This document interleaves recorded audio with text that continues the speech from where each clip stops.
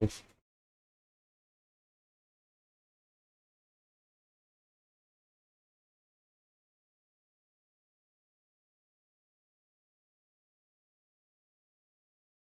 So hello everyone. I think sob thike ase. So welcome to the session, workshop session. Ami impact career tutorial se etu conduct koraisu eta workshop session jot ami APSC porikhatur karone kene dhorone preparation koribo lage, what are the strategies, what are the sources jibilak amar provision hobo throughout the preparation hetu ami discuss korim. So before that মোৰ নাম অভিজিত দাস, মই 3 times interview দিছো consecutively. So আজি মই আপোনালোকক কালি সাৰে সাগে ক্লাসটা কৰিছিলে ন, কালি আপোনালোকৰ কিহৰ ক্লাস হল, কিহৰ ডিসকাশন হল, সিলেবাস ডিসকাশন হৈছিলে, গুটে এন্টায়াৰ সিলেবাসটো নে নে এটা পাৰ্টিকুলাৰ পেপাৰৰ syllabus, entire syllabus. Okay, so মই আপোনালোকৰ পলিটি যেটো সাবজেক্ট হয়, পলিটি সাবজেক্টটো লম। সো বিফোৰ দ্যাট আমি এটা কথা জানিব লাগিব যে এক্সাম প্ৰসেসটো কেনেকুৱা। অলদো সাৰে কালি বুজাই দিলে, স্টিল মই কিছুমান কথা এক্সাম প্ৰসেসটো লগত আপোনালোকক জনাব বিচাৰিছো। ফাৰ্স্টলি there are 3 stages of the examination: prelims, mains and interview, right? হেতু কথা সকলোৱে জানে। প্ৰিলিমছত দুটা পেপাৰ থাকে, জানে নে? কি কয় পেপাৰ কেইটাৰ নাম কেইটা? জিএস আৰু সিসেট, ঠিক আছে। তো জিএছত various subjects ahe, mane general studies subjects bilak like Indian history, culture, polity, economy, geography, science and technology, current affairs hebilak. And there is a CSET paper. CSET paper to hoi jay apnalokor maths, reasoning, comprehension and others things. Apnaloke jane ne je apnaloke CSET paper to certain amount of marks score koribo lage, tetia he apnalokor GS paper to check hoy kiman percent apnaloke score koribo lage, কিমান percent? 33%, অর্থাৎ 66 marks আপোনালোকে score কৰিব লাগিব। তেতিয়াহে আপোনালোকৰ কোনখন paper check হ'ব? 1 number paper, মানে আগবেলা যিখন পেপাৰ হয় এই পেপাৰখন চেক হ'ব, ঠিক আছে। সো হেতু এটা মানে প্ৰিলিমছ এক্সামিনেশনটো হেতু এটা বেসিক কথা হয়, ৰাইট। সো ফাৰ্স্টলি প্ৰিলিমছ এক্সামিনেশনটো যদি আমি চাও, there are various subjects like history, ইয়াৰ পাছৰ সেশনটো আপোনালোকৰ হিস্ট্ৰি হ'ব আজি। After that culture, after that polity, economy, geography, science and technology, Assam and current affairs. These are the key subjects jibilak amar prelims examination to khudhe. Te kotha hoy gol je prelims or syllabus to jodi ami sao, tene hole amar syllabus to bhal dorone well defined no hoy, ঠিক আছে। ইয়াৰ পাছত মই explain কৰিম আমি কেনেকেনো এটো কথা গম পাম যে প্ৰিলিমছত কোনখিনি কথা খুদে, কোনখিনি আমাৰ কাৰণে প্ৰয়োজনীয় হয়, কোনখিনি আমাৰ কাৰণে আমি চাব নালাগে, ঠিক আছে। After that আপোনালোকৰ এটা মেইনছ এক্সামিনেশন হয়। ডু ইউ নো মেইনছত টোটাল কেইখন পেপাৰ থাকিব? 6 papers are there, ঠিক আছে। প্ৰথম পেপাৰখন হ'ব S A, then G S 1 to G S 5। G S 1 ৰ আপোনালোকৰ কোনবিলাক সাবজেক্টস থাকে কালি হয়তো ডিসকাস কৰিছিলে ছাৰে, কোনবিলাক সাবজেক্টস থাকিব? Indian heritage, we cannot say heneke history, Indian history is there, Indian culture is there, then Indian geography, then aru Indian society is there, right? So ek eta subject hoy jibilak GS 1 ot thake. Then GS 2 of course Indian polity and the constitution, of course. Then India international relations, moi discuss korim aji Indian polity and international relations kini. After that social justice boli eta subject thake. Social justice mane there are various communities in our country, right? Women, children, SC, ST. To teolukok kene dhorone ami amar তেওঁলোকৰ আপলিফমেন্টৰ কাৰণে কেনে ধৰণৰ কাম কৰিব লাগে, তেওঁলোকৰ আপলিফমেন্টৰ কথা পঢ়িব লাগে সেই সোশ্যাল জাস্টিসত। Then there is a subject call governance, ঠিক আছে। গভৰ্নেন্সটো মেইনলি আমি চাব লাগে যে সিভিল সাৰ্ভিস সাৰ্ভেন্ট বিলাকে আমাৰ দেশখনৰ এডমিনিষ্ট্ৰেচনটো কেনে ধৰণে চলাব লাগে, তাত কি কি প্ৰবলেমছ আছে, what are the basic solutions are there, আৰু ৱে ফৰৱাৰ্ড কি হ'ব, আৰু গভৰ্নমেন্টে কি কি স্টেপছ লৈছে। সো বেসিক সাবজেক্টছ হৈ গল জিএস 2 হেগিটা। Of course সাৰে কালি কৈছে, মই আকৌ এবাৰ ৰিপিট কৰিছো সো দ্যাট আপোনালোকৰ মনত বস্তুখিনি ঘুমাই যায়, ঠিক আছে। আজিৰ পৰা কাইলৈ যদি মই আকৌ আহি খুদু হৈ জিএস 2 কি আছিল সো দ্যাট আপোনালোকে এটলিষ্ট দুটা তিনটা শব্দ ক'ব পাৰে,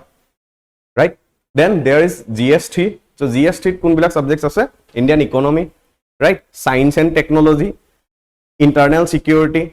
দেন এগ্ৰিকালচাৰ, ৰাইট। সো এইকেইটা subjects and cyber internal security মই ক'লো, অফ কোৰ্স তাৰ লগতে আৰু এটা সাবজেক্টস বুলি ক'ব পাৰি আজিকালি cyber security, ঠিক আছে, cyber security ওপৰতো questions আহে. So these are the subjects basically GST today and the GS4. এই যিখন পেপাৰ হয় এই পেপাৰখন basically all about ethics. Do you know what is ethics? Ethics কি হয় আপোনালোকে জানে?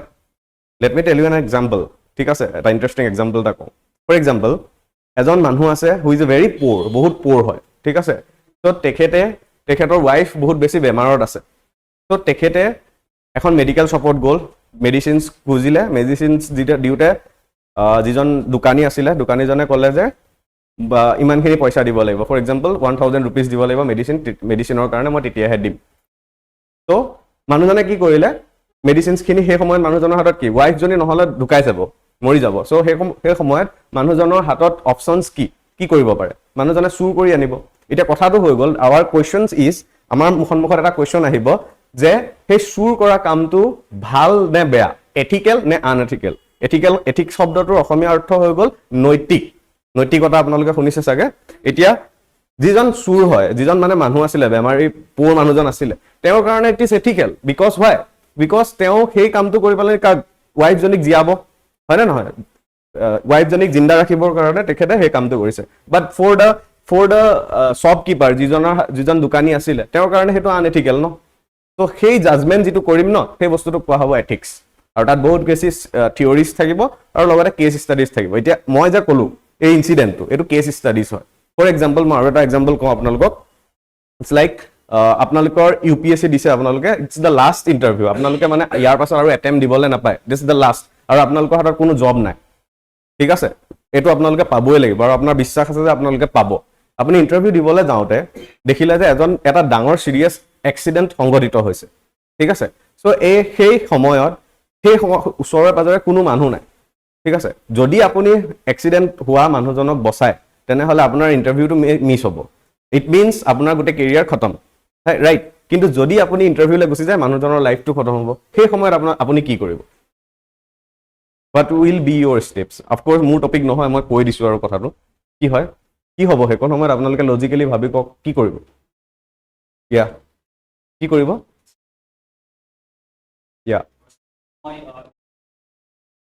Yes.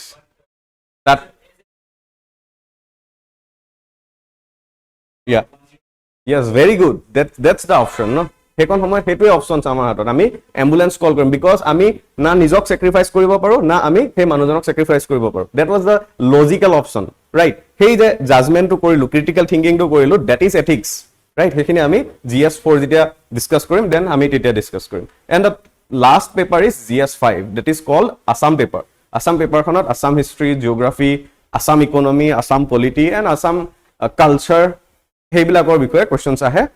So' this is the thing. চ' প্ৰত্যেকটো GS পেপাৰত 20 কুৱেশ্যনছ থাকে. 10টা কুৱেশ্যন আহিব আপোনালোকৰ 10 মাৰ্কৰ এণ্ড 10টা কুৱেশ্যন আহিব আপোনালোকৰ 15 মাৰ্কৰ. টোটেল 250 মাৰ্কছৰ কুৱেশ্যনছ আহে. আৰু আপোনালোকে টাইম কিমান পাব জানে? কিমান পাব? 3 hours. 9টাৰ পৰা 12টালৈকে এটা পেপাৰ হ'ব. আফটাৰ ডেট 1:30 to 4:30 এটা পেপাৰ হ'ব. আৰু সেইকণ সময়তে আপোনালোকৰ মাইণ্ডটো শ্বিফ্ট কৰিব লাগিব. Because Y? GS1ত আপোনালোকে কনষ্টিটিউশ্যনৰ কথা লিখি আছে, GS3ত আপোনালোকে কি লিখিব লাগিব? চাইবাৰ চিকিউৰিটিৰ ওপৰত লিখিব লাগিব. চ' আপোনালোকে ব্ৰেইনটো সেইকণ সময়, সেই যিটো 1.5 hour সময়, সেই সময়খিনি আপোনালোকে ৰেষ্ট কৰিব লাগিব আৰু নিজৰ মাইণ্ডটো ফ্লিপ কৰিব লাগিব টুৱাৰ্ডছ দ্য নেক্সট পেপাৰ. চ' বহুত এটা ইম্পৰ্টেণ্ট, বহুত এটা কমপ্লেক্স প্ৰচেছ হ'ব, ঠিক আছে. So' that is the thing. Then the interview process is nothing but just current affairs based কুৱেশ্যনছবিলাক সোধে আৰু আপোনালোকৰ এথিকেল জাজমেণ্টছ এনেকুৱা কণ্ডিশ্যনছ দিব পৰা চান্সেছ থাকে, ঠিক আছে. ত' লাষ্ট ইয়েৰ মই যেতিয়া ইণ্টাৰভিউ দিছিলোঁ, তেতিয়া মোক এটা কুৱেশ্যন সুধিছিলে, আপোনালোকৰ মনত আছেনে দিল্লীত লাষ্ট ইয়েৰ UPSC কোচিং ইনষ্টিটিউটছবিলাকত এটাৰ ভিতৰত পানী সোমাই মানুহ মৰিছিলে, মনত আছে?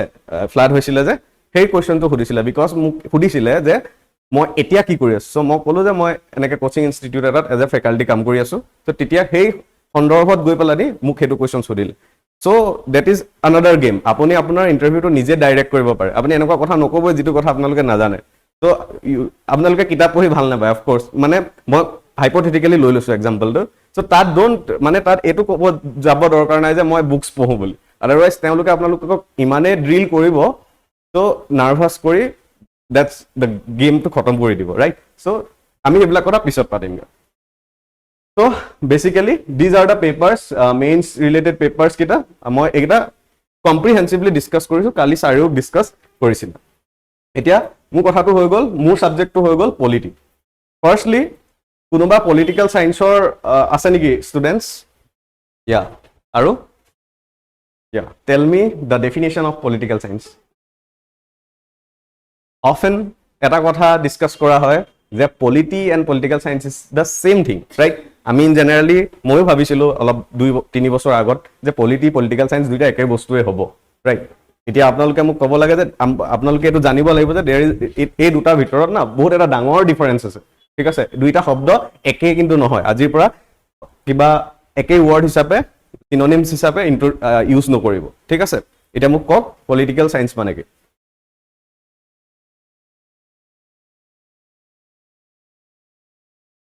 ওকে মই কৈ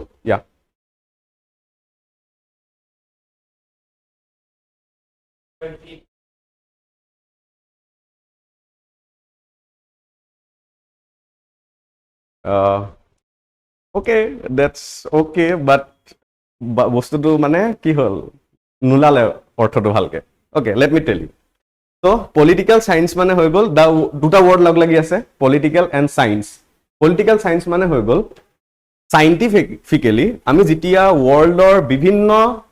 thinkers বিলাকে political thinkers বিলাকে দিয়া political theories bilak discuss koru alochona koru hetu koa hoy political science it is the scientific studies of various political theories given by the various political thinkers apnaloke muk ejon bharator political thinker or naam kobo paribo niki ekebare basic kobo paribo mahatma gandhi right mahatma gandhi ji ki kotha koisile tekhete koisile je amar rural development hobo lage right rural development hobo lage then sarvodaya do you know sarvodaya assamese meaning by english meaning ki hobo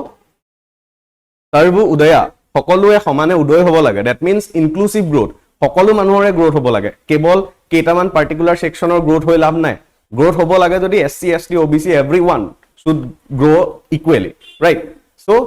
গান্ধীজীয়ে যে সেই কনসেপ্টটো দিলে সেই কনসেপ্টটো আমি সামাৰাইজ কৰিব পাৰো in the theory of socialism শুনিছে না capitalism socialism এবিলা শব্দ শুনিছে না কেতিয়াবা right শুনিছে definitely so এই socialismৰ ওপৰত হে গান্ধীজীয়ে এই যে থিওৰিটো আগবঢ়ালে তাক যদি আমি scientifically আলোচনা কৰো এটা scientifically আলোচনা কৰা মানে not physics chemistry biology use কৰা it is the thinking of rationality মানে তাক আমি যদি প্ৰমাণ সহকাৰে তথ্যৰ ওপৰত বেস কৰি যদি আমি আলোচনা কৰো ডিসকাস কৰো that is political science কথাটো বুজি পোৱা গৈছে না আকৌ এবাৰ কৈছো political science মানে কি it is the scientific study of various political theories given by various political thinkers across the world for example Karl Marx kiba eta koise right for example Plato kiba eta koise Socrates kiba eta kole ba Jawaharlal Nehru ji kiba eta kole right teuluke political thinkers bilake political theories bilak je dile tak jodi ami scientifically study koru then it is political science is it clear now yeah next polity eta polity শব্দটো এটা different meaning আছে polity মানে হৈ গল এখন দেশৰ governance সিস্টেমটো কেনেকে base কৰি আছে এখন দেশৰ এডমিনিস্ট্ৰেটিভ সিস্টেম এডমিনিস্ট্ৰেচনটো কেনেকে কাম কৰি আছে লেজিসলেচাৰে কেনেকে কাম কৰি আছে বা জুডিশিয়াৰি কেনেকে কাম কৰি আছে তাৰ ষ্টাডি কৰাটো পলিটি বুলি কোৱা হয় ঠিক আছে এতিয়া ফৰ এক্সাম্পল মই এটা বেলেগ এটা স্লাইডত গৈছো হা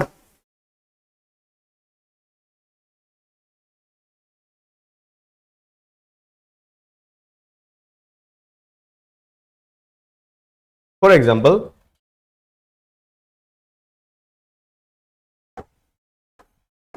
let me take the case of India and United States of America. So, India amar dekhonor government or pradhan hisabe kone kaam kore. Amar dekhonor government khon ataitko government or head hisabe kone kaam kore. The Prime Minister, right? The Prime Minister. US government khonor head hisabe kone kaam kore? The President. So এই বস্তু যে আমি differentiate কৰিলো যে আমাৰ দেশখনৰ Prime Minister is the head of the government and USA কাৰণে President is the head of the government. So দুইখন দেশৰ পলিটি এই বস্তুটো যে আমি ডিফাৰেন্সিয়েট কৰিলো আৰু ইয়াৰ বিষয়ে যে আলোচনা কৰিলো সেইটো কোৱা হয় পলিটি বুলি কথাটো বুজি পোৱা গৈছে না এটা দুখন দেশৰ পলিটি যেটো হয় দুখন দেশৰ পলিটি টু সদায় সেপাৰেট হ'ব পাৰে ঠিক আছে দুখন দেশৰ পলিটিটা আমি সেপাৰেট দেখিলো নে ইণ্ডিয়াত প্ৰাইম মিনিষ্টাৰ শাসন কৰি আছে আৰু ইউএছত কোনে শাসন কৰি আছে দা প্ৰেসিডেন্ট ঠিক আছে সো সেই কাৰণে দুখন দেশৰ পলিটি সদায় Indian polity is separate from the polity of America is it clear now তো মই আকৌ এবাৰ সামাৰাইজ কৰিছো কথাটো যে আমি দুটা শব্দ এটা ডিসকাস কৰিছো ইতিয়ালৈকে political science and polity political science মানে হৈ গল scientific study of various political theories given by the various political thinkers across the world for example Gandhiji's theory about socialism ঠিক আছে so this is the example then এই polity মানে হৈ গল যে it is the study of the basis of the government basis of the judiciary legislature and administration or executives মানে এখন দেশৰ জুডিচিয়াৰিয়ে কেনেকৈ কাম কৰি আছে এখন দেশৰ লেজিসলেচাৰে কেনেকৈ কাম কৰি আছে এক্সিকিউটিভছে কেনেকৈ কৰি আছে তাৰ বিষয়ে ডিসকাস কৰাটো কোৱা হ'ব পলিটি ফৰ এক্সাম্পল ইণ্ডিয়াত লেজিসলেটিভ সিস্টেম বা এক্সিকিউটিভৰ হেড হিচাপে কাম কৰে আমাৰ প্ৰাইম মিনিষ্টাৰ জনে আৰু ইউএছএত প্ৰেসিডেন্ট জনে এক্সিকিউটিভৰ হেড হিচাপে কাম কৰে ওকে আই থিংক দুটামান ওয়াৰ্ডছত আপোনালোকৰ কনফিউজন লাগিছে what is the meaning of executives মই যে কৈ আছো এইকেইটা এক্সিকিউটিভছ legislature judiciary কি হয় এক্সিকিউটিভছ মানে কি হয় ইয়া আৰু legislature মানে yes very good so legislature মানে হৈ গল সেই সকল ব্যক্তি যি সকল ব্যক্তিয়ে আইন প্ৰণয়ন কৰাত মানে এখন আইন কি হয় বনোৱাৰ লগত ল যি বনোৱাৰ লগত কি হয় থাকে ৰিলেটেড হৈ থাকে for example the MPs right এতিয়া আমাৰ Lok Sabha do you know Lok Sabha and Rajya Sabha right of course do you know okay লোকসভাত আমাৰ লোকসভাত টোটাল 543 টা মেম্বাৰস আছে that means MPs আছে কিন্তু এই সকলোবোৰ MPs মিনিষ্টাৰ্স হয় জানো নহয় কেইটামান মিনিষ্টাৰ্স থাকে অলমোস্ট 80 টা মিনিষ্টাৰ্স থাকে right সেই মিনিষ্টাৰ্স খিনি কোৱা হয় এক্সিকিউটিভছ বুলি এই মিনিষ্টাৰ্স বিলাকে কি কৰে একচুয়ালি কামটো গৈ পেলানি কি কৰে এক্সিকিউট কৰে ফৰ এক্সাম্পল এখন ল বনালে সিটিজেনশিপ এমেন্ডমেন্ট এক্ট এখন বনাব কোনে লেজিসলেচাৰ আৰু তাক এক্সিকিউট কৰিব কোনে the ministers including the prime minister বুজি পোৱা গৈছে না কথাটো লেজিসলেচাৰ এণ্ড এক্সিকিউটিভৰ মাজত ডিফাৰেন্সটো and of course the judiciary কোন হ'ব the supreme court high court district courts and other subordinate courts বিলাক যিয়ে জাস্টিস সাৰ্ভ কৰাৰ লগত ৰিলেটেড হৈ থাকে right I think it is clear নাও লিখি লয় নেকি এবাৰ ইণ্ডিয়ান nice one পাৰে মই দি দিছো ৰব I think লিখি লয় নেকি এবাৰ ইণ্ডিয়ান পলিটি এণ্ড হেৰিটো ওকে মই লিখাই দিছো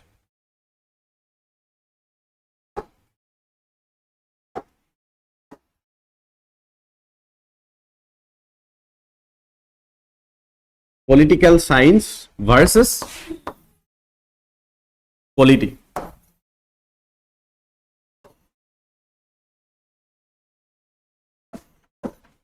it is the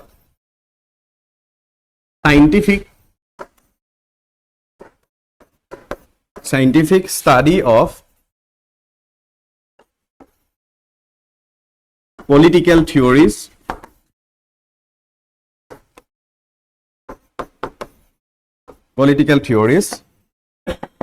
given by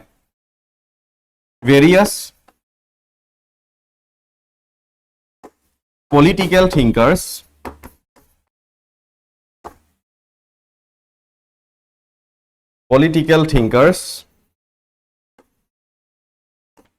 across the world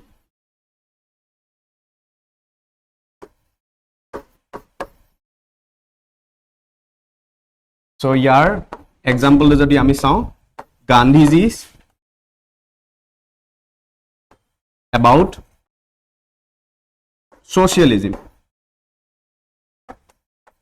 capitalism মানে কি কোনোবাই মোক ক'ব পাৰিব নেকি capitalism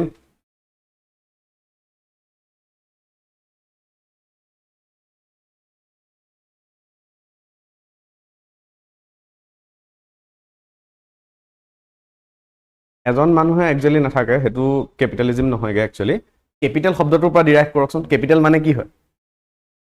পইচা ৰাইট টকা সো যিবিলাক কান্ট্ৰিয়ে বা যিবিলাক মানুহৰ থিংকিংটো কেৱল মানে ক্যাপিটালটো আৰ্ন কৰা হয় they don't they don't actually want নহয়, they think নকৰে about the socio-economic development of other peoples, right? সেইবিলাক মানুহক কোৱা হয় capitalism বা capitalist বুলি. এটা for example USA don't care about SC ST OBC tribal groups, but India care কৰে ন, সেই কাৰণে আমি কি schemes বিলাক আনিছো, right? SC ST developmentor কাৰণে. So this is the basic difference. I think India political science to লিখি হল. Yeah, it is the study of how a government's legislature, executives, judiciary,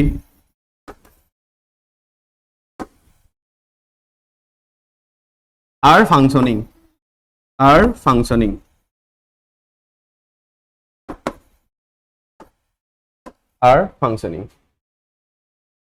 There is a hairy ase ha eta under eta fault eta ase.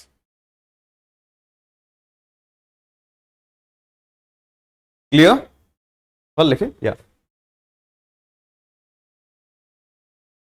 So this is the basic difference about polity. Now the thing is, এতিয়া আমি গুটে exam process to দিয়াৰ আগত বা পঢ়া start কৰাৰ আগত ন, it is most important is to understand the examination. Exam to বুজি পাব লাগিব, আৰু exam to বুজি পাবৰ কাৰণে there are দুটা best friends থাকিব আমাৰ, সেইকেইটা হৈ গ'ল, এটা হৈ গ'ল syllabus and the PYQs. PYQ full meaning কি হ'ব? Previous year questions. এতিয়া of course other syllabus or topics বিলাক কালি ছাৰে ডিসকাস কৰিছে, আৰু এতিয়া মোৰ ডিসকাস কৰিবৰ কাৰণে সময়ো নহব, ঠিক আছে? বাট মই ডিসকাস কৰিম about the GS2 syllabus, গোটে syllabus to discuss কৰিম, including the polity and IR section, যেটো মই পঢ়াম আপোনালোকক, ঠিক আছে?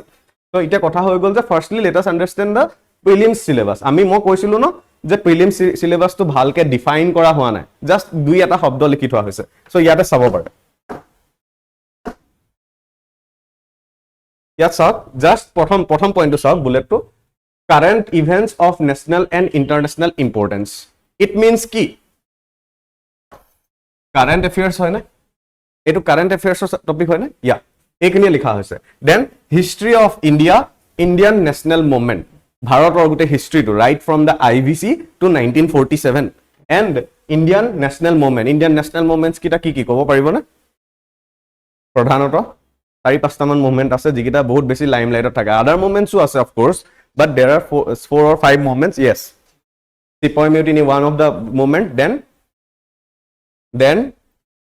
Swadeshi movement শুনিছে 1905 then non cooperation movement 1919, 1930s কি হৈছিলে, civil disobedience movement, and 1942 all quit India movement, right? So সেই movement কেইটাৰ বিষয়ে আমি জানিব লাগিব। Then Indian and world geography. Geography, do you understand geography? কাৰোবাৰটো সাবজেক্টস আছে না geography. Geography is the geo and graphy, দুটা শব্দ লগ লাগি পেলানি জিওগ্ৰাফি বনিছে। জিও মানে হৈ গ'ল আৰ্ট, গ্ৰাফি মানে হৈ গ'ল গ্ৰাফিক্যাল ৰিপ্ৰেজেন্টেশন, মানে গ্ৰাফৰ জৰিয়তে যদি আৰ্থৰ ৰিপ্ৰেজেন্টেশনটো চাওঁ, দেন ইণ্ডিয়া জিওগ্ৰাফি। সো ইয়াতে জিওগ্ৰাফিৰ বিষয়ে ডিসকাস কৰিব লাগিব। নেক্সট এটা চাওক, বহুত কম দেখাই থোৱা আছে, দেখিছেনে? Physical, social, economic geography of India and the world, এনেকে লিখি থোৱা আছে, নট ডিফাইন। আৰু এই বস্তুটো আমি জানিম কেতিয়া, যেতিয়া আমি one of our best friends PYQ sum, তেতিয়া আমি গম পাম যে জিওগ্ৰাফিত এইগিটা টপিক আহে, এইগিটাৰ ওপৰত কোৱেশ্চনস বিলাক আমি চাব লাগিব। ইজ ইট ক্লিয়াৰ নাও? ইয়া, so this topics R clear. Next মোৰ টপিকটো আছে Indian polity and governance. Simply এটা লাইন লিখি থোৱা আছে, ইণ্ডিয়ান পলিটি এণ্ড গভৰ্নেন্স। আজি আই থিংক আমি এই ৱৰ্ডটো মিনিংটো শিকিলো, গভৰ্নেন্স যেতিয়া আমি মেইন ক্লাছ কৰিম তেতিয়া আমি বুজি পাম। দেন আমি তাত কি ষ্টাডি কৰিব লাগিব? The constitution, whole of the constitution, right? whole constitution. Then the political system, amar jito system, that means amar like सबसे top থাকে president, then prime minister থাকে, then other ministers থাকে, and then state administration থাকে by state government থাকে, then তাৰ তলত district levelত এটা administration থাকে। so এই systemটো আমি চাব লাগিব। then panchayati raj system, এটা recently অসমত কি হৈ গ'ল, panchayat elections হৈ গ'ল। so panchayati raj systemটো বহুত নতুনকে এড কৰা এটা বস্তু হয়, that is what 1992 এড কৰা এটা বস্তু হয় বাই 73rd amendment জৰিয়তে। সো তাৰ বিষয়ে আমি জানিব লাগিব। Then Public policy includes government কেনে ধৰণৰ policies বিলাক adopt কৰিছে till now কেনে ধৰণৰ adopt কৰিছে ইয়াৰ ভিতৰত যদি মই এটা example দিও আপোনালোকে 5-year plans শুনিছে 5-year plans so আগতে planning commission বুলি এখন কমিশন আছিল তো তেহেদি 5-year plans 5 বছৰৰ কাৰণে পঞ্চবাৰ্ষিক পৰিকল্পনা দায়ক আছিল ন so হেবিলাক বস্তু বনাইছিল after that in 2015 planning commission খন নাইকিয়া হৈ থাকিলে কোনে ৰিপ্লেস কৰিলে নীতি আয়োগ very good so হেতু কোৱা হ'ব public policy then rights of course rights মানে হৈ গল আমাৰ fundamental rights কিনি হেখিনি বিষয়ে আমি ডিসকাস কৰিব লাগিব in the polity section this is all about the policy sections for the prelims only right next আছে economic and social development this is basically nothing but economy আৰু এই ইকোনমিৰ আপোনালোকে চাব লাগিব কোনবিলাক বস্তু budget Indian budget as well as the Assam budget and economy basic concepts বিলাক কোনোবাই এই বছৰৰ prelims লিখিছিলে নেকি লিখা হৈছিলে দেখা পাইছিলে নে Indian economy পৰা questions কিছুমান yeah Indian economy basic questions আহিছে for example repo rate or ওপৰত questions আহিছে foreign exchange or ওপৰত questions আহিছে right so basic questions thus হেখিনি বস্তু আমি জানিব লাগিব in economy section then of course the environment then the next subject is environment ঠিক আছে so environment ৰ লগত related কিছুমান এটা agreement হৈছিল 2015 ত কোনোবাই ক'ব পাৰিব which is very crucial for us জিটোৰ এগ্ৰিমেন্টৰ জৰিয়তে আমি গ্লোবাল টেম্পাৰেচাৰটো 1.5 ডিগ্ৰীতকে বেছি বাঢ়িবলৈ নিদু বুলি কৈছিলো ৰহকে বাঢ়িলেও আমি জাস্ট 2 ডিগ্ৰী সেন্টিগ্ৰেডৰহে ষ্টপ কৰি দিম তাতকে ওপৰত আৰু যাবলৈ নিদু পেৰিছ ক্লাইমেট ডিল শুনিছে ৰাইট 2015 ত সাইন হোৱা সো সেই বিলাকৰ বিষয়ে আমি এনভায়ৰনমেন্ট সেকশনটোত জানিব লাগিব end of course last topic is our general science ঠিক আছে সো জেনাৰেল সায়েন্সত এই আপোনালোকে চাব পাৰে প্ৰত্যেক বছৰে লাষ্ট ইয়াৰ 10টা কোৱেশ্চন এবাৰো 10টা question 10 that means 10 into 2 what 20 marks or questions ahe so general science or apnaloke basic biology basic physics and basic chemistry বিষয়ে জানিব লাগিব for example কোনোবাই মোক ক'ব পাৰিব নেকি myopia মানে কি গম পাইছো একদম এক্সাক্ট ভিতৰৰ বস্তুটো ক'ব পাৰিব নেকি ওচৰত দেখে নে দূৰত দেখে দূৰৰটো নেদেখে very good hypermetropia ওচৰটো নেদেখে দূৰৰটো দেখে so myopia হলে কেনে ধৰণৰ লেন্স ইউজ কৰে মোৰ ভাগৰ myopia আছে I think Englishত কি কলি কব ইনে কনকেভ কয় আসামিছত অবতল কব চাগে ন okay so concave lens use কৰে হেইবিলাক বেসিক বস্তু জানিব লাগিব কথাটো বুজি পোৱা গৈছে এবাৰ এটা কোৱেশ্চন আহিছে আপোনালোকে চাবচোন এতিয়া বৰষুণ দি আছে বৰষুণৰ টুপালটো ঘুৰণিয়া হয় কিয় এবাৰ ডাইৰেক্ট কোৱেশ্চন আহিছে আৰু এটো PYQ হয় মই কিয় কৈ আছো PYQ বেস্ট ফ্ৰেন্ড হ'ব আমাৰ বিকজ 2021 ৰ যেটো প্ৰিলিমছ আছিল তাতো হেতু কোৱেশ্চন ডাইৰেক্ট আহিছে কিয় ঘুৰণিয়া হয় নো আপোনালোকে লিকুইড এটা চাব মুঠতে যিকোনো লিকুইডে হওক আপোনালোকে লিকুইড এটা যদি এনেকে ড্ৰপটো পেলায় ড্ৰপটোৱে ঘুৰণিয়া হ'ব ট্ৰাই কৰে why because of surface tension শুনিছে কৰবাত কেতিয়াবা of course আমি আপোনালোকৰ টাইম হৈ গল আমি 10th লৈকে কিছুমান মানুহে পঢ়িছিল after that কিছুমান মানুহে 12 লৈকে পঢ়িছে সায়েন্সটো surface tension মানে হৈ গল এটা লিকুইডে আটাইতকৈ কম স্পেস কোনটো আকাৰত গঠন কৰিব পাৰে আকাৰ ধেই থাকে নহয় for example কিছুমান আকাৰ ঘুৰণিয়া থাকে কিছুমান আয়ত আকাৰ থাকে কিছুমান বৰ্গ থাকে ৰাইট লিকুইডটো ঘুৰণিয়া কিয় হয় বিকজ লিকুইডে এই ঘুৰণিয়া শেপটো আটাইতকৈ কম স্পেস আগুৰি থাকে কথাটো বুজি পোৱা গৈছে সো এবাৰ যে কোৱেশ্চনটো আহিছিল লিখিছিল সাৰফেস টেনশন নাই লিখা ভুল হৈছে তেন্তে হেতু so this is the thing এই বেসিক বস্তুখিনি আমি ষ্টাডি কৰিব লাগিব ঠিক আছে বহুত বেসিক হয় বহুত ভাল লাগে পঢ়ি সায়েন্স জেনাৰেল সায়েন্সটো পঢ়ি ঠিক আছে আফটাৰ দ্যাট ফৰ এক্সাম্পল মই আৰু এটা কোৱেশ্চন সুধিছো অক্সালিক এসিড ক'ত থাকে হা ইয়া oxalic acid then aru jodi kau tartaric acid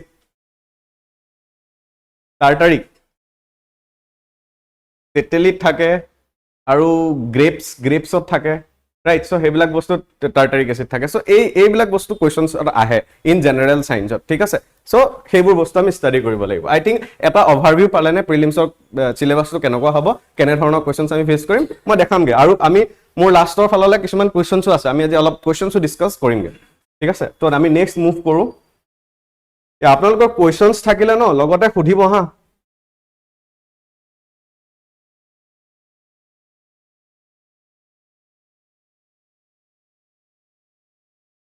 next let us discuss the main syllabus প্ৰথমতে চাওক আজি আপোনালোকে একো বুজি নাপাব ঠিক আছে জাস্ট এবাৰ ভালকে মন দি শুনি যাওক কথাটো যে মেইনছৰ বস্তুত আমি কি কি পঢ়িব লাগিব প্ৰথম লিখা আছে Indian constitution historical underpinnings, evolution, features, amendments, significant provisions, and basic structure. Indian যিখন কনষ্টিটিউশ্যন হয় 1946 পৰা 1949 লৈকে মানুহবিলাকে কনষ্টিটিউয়েন্ট এছেম্বলি বুলি এখন এছেম্বলি গঠন হৈছিলে সেই মানুহবিলাকে লগ লাগি পেলানি বনাইছিলে ৰাইট সো এতিয়া যে বনালে ইনষ্টেন্টলি হেহেতি কিন্তু বনোৱা নাই হেহেতি বনাইছে আমাৰ হিষ্ট্ৰীটো ষ্টাডি কৰি ঠিক আছে ফৰ এক্সাম্পল আমাৰ হিষ্ট্ৰীত কিছুমান এক্ট আছিলে যাৰ ইনফ্লুয়েন্স আমি কি হয় আমাৰ সংবিধানখনত দেখিবলৈ পাওঁ ফৰ এক্সাম্পল ৰেগুলেটিং এক্ট শুনা গৈছে 1773 চাৰ্টাৰ এক্টৰ নাম শুনিছে নে কেতিয়াবা গভৰ্নমেন্ট অফ ইণ্ডিয়া এক্ট 1935 শুনিছে ৰাইট সেই এক্টছ বিলাকৰ বিষয়ে আমি প্ৰথম টপিকটো ডিসকাস কৰিব লাগিব ঠিক আছে লক্ষ্য 26 ৰ কোনোবা এজন আছিল বুলি দেখিছিল শুনিছিল মই ধনি আপুনি আছিল ক্লাস নাই কৰা না ঠিক আছে ওকে আমি আপোনালোকৰ টপিকটোৰ ইয়াৰ পাই গলোগে significant টপিক provisions পাই আছো ওকে নেক্সট আছে ইভলিউশনত বেসিক্যালি আমি কনস্টিটিউয়েন্ট এছেম্বলি খনৰ বিষয়ে চাব লাগিব ঠিক আছে এটা কনস্টিটিউয়েন্ট এছেম্বলি যে বনিলে এখন 1946 ৰ কেবিনেট মিশন প্ল্যান শুনিছে নেকি আপোনালোকে কৰবাত কেবিনেট মিশন প্ল্যানৰ মতে বনিছিলে ঠিক আছে কিন্তু তাৰ আইডিয়াটো বহুত আগতে 1932 মানতে হেৰিয়ে দিছিলে এমএন ৰয় বুলি এজন মানুহে দিছিলে ঠিক আছে তো তাৰ বিষয়ে ডিসকাস কৰা দেন কনস্টিটিউয়েন্ট এছেম্বলিৰ ভিতৰত কিছুমান সাব কমিটিজ আছিলে ফৰ এক্সাম্পল আমাৰ নৰ্থ ইষ্টৰ excluded areas excluded tribal areas north east ফ্ৰন্টিয়াৰৰ আৰু অসমৰ এক্সক্লুডেড এৰিয়াজ মানে ওভাৰঅল যদি মই ক'বলৈ যাওঁ নৰ্থ ইষ্টৰ ট্ৰাইবেল এৰিয়া ডেভেলপমেন্টৰ কাৰণে এখন সাব কমিটি বনাই দিয়া হৈছিল কমিটি বনাই নহয় কিছুমান ইম্পৰ্টেন্ট ইস্যুজৰ ওপৰত ডিসকাস কৰিবলৈ সো সেই কমিটিখনৰ চেয়াৰম্যান কোন আছিল ডাইৰেক্টলি প্ৰিলিমছত কোৱেশ্চন আহে ইট ইজ নান আদাৰ দেন আৱাৰ গোপীনাথ বৰদলৈ ঠিক আছে দেন ড্ৰাফটিং কমিটিৰ চেয়াৰম্যান কোন আছিল B R Ambedkar yeah okay br ambedkar so this is the thing এইবিলাক questions directly আমাৰ প্ৰিলিমছত আহিব so এই ইভলিউশন টপিকটো আমি কনস্টিটিউয়েন্ট এছেম্বলি তো বেসিক্যালি ডিসকাস কৰিম দেন ফিচাৰ্স আমাৰ সংবিধানখনৰ কিছুমান স্পেশাল ফিচাৰ্স আছে লাইক আমাৰ সংবিধানখন আপোনালোকে জানে নে ওয়াৰ্ল্ডৰ আটাইতকৈ দীঘলীয়া লিখিত সংবিধান হয় ওয়াৰ্ল্ডৰ লংগেষ্ট ৰিটেন কনস্টিটিউশন হয় ঠিক আছে so সেই ফিচাৰ্স বিলাকৰ বিষয়ে আমি তাত সংবিধানখনৰ বৈশিষ্ট্য জানিব লাগিব দেন আমাৰ সংবিধানখনৰ বৰ্তমানলৈকে 106 নম্বৰ এমেন্ডমেন্ট হৈছে এমেন্ডমেন্ট শব্দটোৰ অৰ্থ হৈ গল সংশোধন হোৱা ঠিক আছে সো এই এমেন্ডমেন্ট যে হয় কেনে ধৰণৰ প্ৰসেস ইউজ হয় তাতে কি এমেন্ডমেন্টৰ কি মেজৰিটিজ আছে সেই মেজৰিটিজ কেইটামান চাব লাগিব ফৰ এক্সাম্পল সিম্পল মেজৰিটি ক'বা শুনিছে নেকি কেতিয়াবা simple majority special majority and ratification of half of the states শুনিছে নাই শুনা তো সেইবিলাকৰ বিষয়ে আমি ইয়াত এমেন্ডমেন্ট প্ৰসেছত চাম Next, আমাৰ significant provisions and basic structure. Significant provisions are আমি fundamental rights, directive principles, fundamental duties সেইবিলাকৰ বিষয়ে ডিসকাস কৰিম and then basic structure মই বেসিকে নকওঁ basic structure মানে simply যদি চাওঁ আমাৰ সংবিধানখন amendment কৰোতে আমাৰ পাৰ্লিয়ামেন্টে কিছুমান কথা মনত ৰাখি পেলানি amendment কৰিব লাগে হেতি জেনেট জিটি amendment কৰি জিটি চেঞ্জ আনিব নোৱাৰে সেইটো বজাই ৰাখিবৰ কাৰণে এটা structure আনি দিছিলে in 1973 by the Supreme Court in Kesavanand Bharti case শুনা গৈছে নে কৰবাত কেতিয়াবা তো সেই বেসিক স্ট্ৰাকচাৰ বিষয়ে আমি জানিব লাগিব in that topic then the second topic functions and responsibilities of union and the states ইয়াত বেসিক্যালি আমি ইউনিয়ন আৰু ষ্টেটছৰ মাজত ডিফাৰেন্ট ফাংচনস আছে সেই ফাংচনস আৰু তেহেতৰ মাজত কিছুমান সম্পৰ্কও আছে সম্পৰ্ক লাইক এডমিনিষ্ট্ৰেটিভ সম্পৰ্ক আছে লেজিসলেটিভ সম্পৰ্ক আছে ৰিলেশনস আছে সো সেইখিনি বিষয়ে ডিসকাস কৰিব লাগিব ওকে টেল মি সামথিং ডিফেন্সৰ ওপৰত অসমে যদি ইচ্ছা কৰে অসমে যদি ভাবে এটা ল বনাব পাৰিবনে নোৱাৰে নোৱাৰে কিয় very good it is a central subject মানে আমি সাবজেক্ট শব্দটো ইন জেনাৰেলি বিষয় বুলি জানো কিন্তু সাবজেক্ট ইন পলিটি সেন্সত সাবজেক্ট বুলি ক'লে বিভিন্ন ধৰণৰ এই যিবিলাক ডমেইনস এই ডমেইনস বিলাকক ৰেফাৰ কৰা হয় for example agriculture forest irrigation education right বা ডিফেন্স এক্সটাৰ্নাল এফেয়াৰ্স এইবিলাকক সাবজেক্ট বুলি কোৱা হয় সো ইয়াত যে ভাগ কৰি থৈছে যে সেন্ট্ৰেল গভৰ্নমেন্টে এইগিটা টপিকৰ ওপৰত কাম কৰিব ষ্টেট গভৰ্নমেন্টে এইগিটা টপিকৰ ওপৰত কাম কৰিব সেইটো কথাই আমি এই টপিকটো ডিসকাস কৰিম ফৰ এক্সাম্পল এডুকেশ্যনৰ ওপৰত ল কোনে বনাব পাৰে yes এডুকেশ্যনৰ ওপৰত ল দুইটা গভৰ্নমেন্টে বনাব পাৰে সেন্ট্ৰেল গভৰ্নমেন্টেও বনাব পাৰে ষ্টেট গভৰ্নমেন্টেও বনাব পাৰে কিয় বিকজ এটো এটা বেলেগ এটা লিষ্টত সোমাই আছে আমি এই লিষ্টৰ কথা পিছত ডিসকাস কৰিম সো বেসিক্যালি দিস টপিক এই টপিকটো হেতু কথাই কৈছে then issues and challenges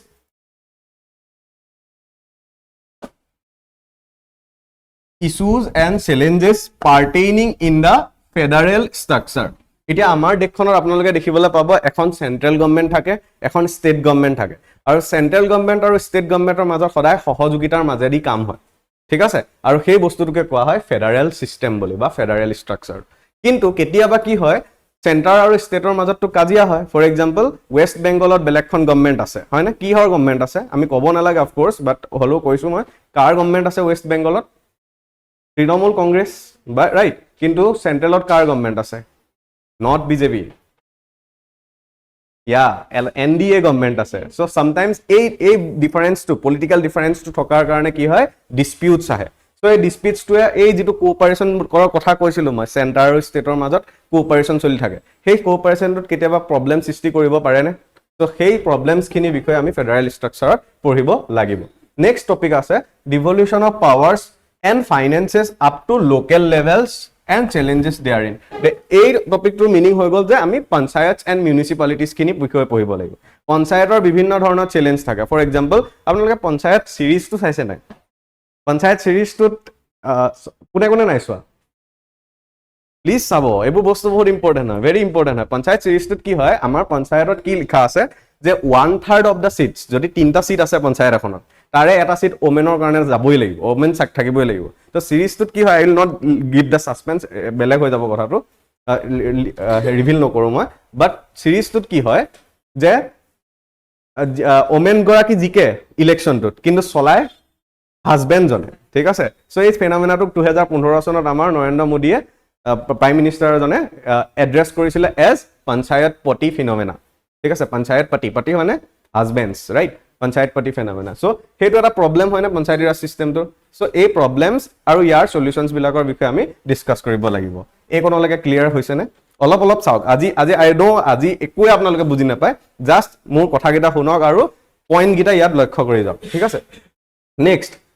সেপাৰেশন of পাৱাৰ্স between various অৰ্গানছ এইটো এটা টপিক হয় হা আমাৰ মানে সিলেবাসটোত কিছুমান কমা সমা থাকি গৈছে ঠিক আছে এইটো কমা থাকিব ইয়াতে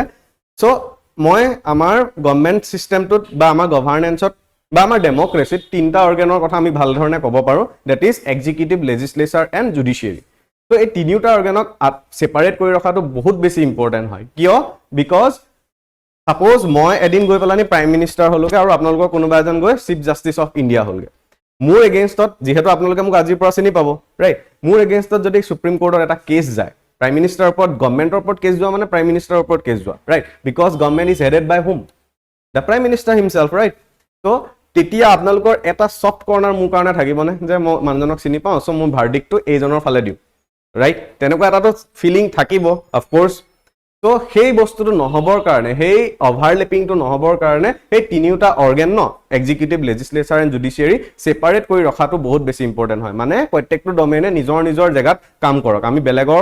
belegok itue hitur domain ot humabole nidu. So, hey separation of power or bikoye ami eitu topic ot discuss koribo lagibo. After that eta topic ase dispute redressal mechanism and institution. Itia saw আমাৰ supreme court হাই কোৰ্টত যেতিয়া cash এটা যায় 15-20 বছৰ লাগি যায় justice two পাওঁতে হয় না ৰাইট কিয় বিকজ আমাৰ supreme court high court is overburden by millions of cases 20 to 30 million cases ইতিয়া পেন্ডিং আছে তো এইবিলাকৰ জাস্টিস পাওঁতে 20-30 বছৰ লাগিবই ন তো হেতু নহবৰ কাৰণে আমি কি কৰিব পাৰো গাঁৱত এখন পঞ্চায়ত লেভেলত এটা ডিসপিউট সলভ কৰা মেকানিজম বনাই দিব পাৰো হয় না না আপোনালোকে লোক আদালত শুনিছেনে কৰবাত কেতিয়াবা So, lok adalat system to nothing but just a dispute, alternate dispute redressal mechanism hoy. Mane case to jate herit na jaok, Supreme Court na jaok, gaawar case to gaawar level ote solve hoy khatam hok. Otherwise, aru eta case goi pelani overburdened hoy jabo, right? So, ami ei khini kotha ei topic tut sabo lagibo. Next topic to ase comparison of Indian constitutional schemes with that of other countries. Eta kotha hoy gol je amar the world at one more than 193 countries আছে কিন্তু এটা সবৰে কনস্টিটিউশনৰ কম্পাৰিজন এটা এই টপিকটো just কৈছে যে আমাৰ সংবিধানখন আৰু ওয়াৰ্ল্ডৰ বেলেগ দেশৰ যিবিলাক সংবিধান আছে সিহঁতৰ কনস্টিটিউশন বিলাকৰ লগত আমাৰ দেশৰ সংবিধানখনৰ কম্পাৰিজন কৰা ঠিক আছে এটা ওয়াৰ্ল্ডত 193 কান্ট্ৰিজ আছে আমি কি ইমানখিনি কনস্টিটিউশন পঢ়ি থাকিম নি সময়ও নাই প্ৰয়োজনো নাই আননেসেসাৰি work the smartest way is that যিখন সংবিধান নিউজত খুব থাকিব ফৰ এক্সাম্পল ইউএসএ নিউজত থাকে ইউকে নিউজত থাকে অস্ট্ৰেলিয়া নিউজত Japan France egita country news ot thake so egita country bikhekke ame constitutional comparisons kita discuss koribo lagibo in this point is it clear now yeah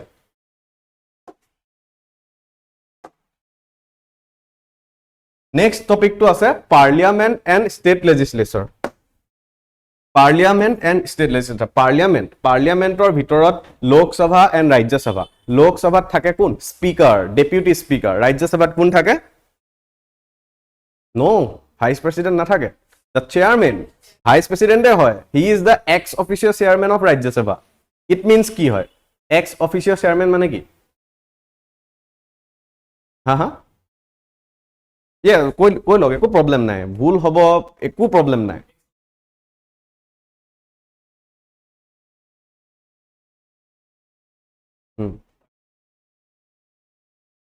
সেইটো meaning নহয় actually মই কৈ দিছোঁ আজি শুনক এক্স অফিচিয়েল চেয়াৰমেন মানে হৈ গ'ল কোনোবা এজন ব্যক্তি যদি ভাইচ প্ৰেসিডেন্ট জিকে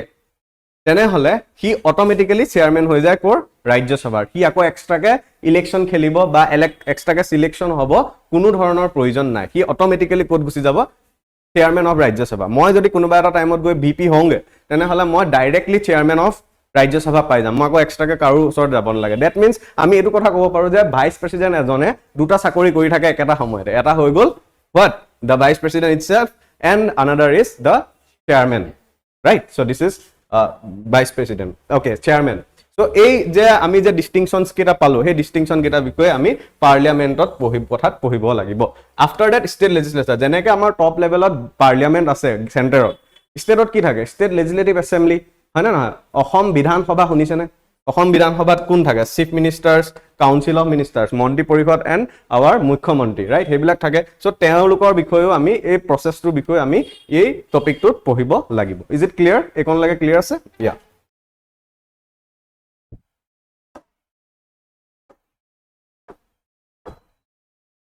আফটাৰ ডেট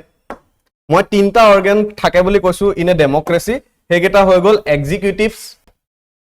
এক্সিকিউটিভছ জুডিচিয়াৰী এণ্ড লেজিসলেচাৰ এতিয়া যে আমি যে পাৰ্লিয়ামেণ্ট টপিকটো পঢ়ি আহিলোঁ অলপ আগত সেই পাৰ্লিয়ামেণ্ট টপিকটো পঢ়া মানে আমি লেজিসলেচাৰৰ বিষয়ে পঢ়া বিকজ লেজিসলেচাৰত কোন থাকে এমপিছ বিলাক থাকেনে ৰাইট চ' এমপিছ বিলাকৰ বিষয়ে ডিছকাছ কৰে এক্সিকিউটিভছত কোন কোন থাকে জানে কোনে কামবিলাক যে এক্সিকিউট কৰে যিবিলাকে কামবিলাক এক্সিকিউট কৰে কোন কোন থাকে president prime minister vice president council of ministers attorney general of India ক'ৰবাত শুনিছেনে বাকীকেইটা শব্দ আমি শুনিছোঁ AGI শুনিছেনে ক'ৰবাত কেতিয়াবা কি হয় AGI